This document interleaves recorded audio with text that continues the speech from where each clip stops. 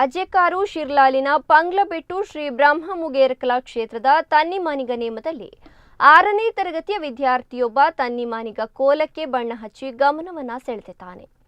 ಶಿರ್ಲಾಲು ಸೂಡಿ ಶಾಲೆಯಲ್ಲಿ 6ನೇ ತರಗತಿಯ ವಿದ್ಯಾರ್ಥಿಯಾದ ಸಮರ್ಥ ಹೆಸರಾಂತ ದೈವ ಕಲಾವಿದ ದಿವಂಗತ ಮೋನು ಪಾಣಾರ ಶಿರ್ಲಾಲು ಇವರ ಮೊಮ್ಮಗನಾಗಿದ್ದು ಅಜ್ಜ ಕಟ್ತಾ ಇದ್ದಂತಹ ಕೋಲವನ್ನು ನೋಡ್ತಾ ಬೆಳೆದಿದ್ದ.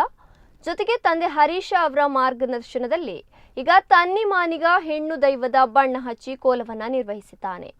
ಸಮರ್ಥ ಚಿಕ್ಕಪ್ಪ ರಮೇಶ್ ಶಿರ್ಲಾಲು ಅವರು ಪುತ್ತೂರು ತಾಲೂಕು ನೆಟ್ಟಣಿಗೆ 300 ಸರ್ಕಾರಿ ಶಾಲೆಯ ಶಿಕ್ಷಕರಾಗಿದ್ದು ಅವರು ಕೂಡ ಪ್ರೋತ್ಸಾಹವನ್ನು ನೀಡಿದ್ದಾರೆ.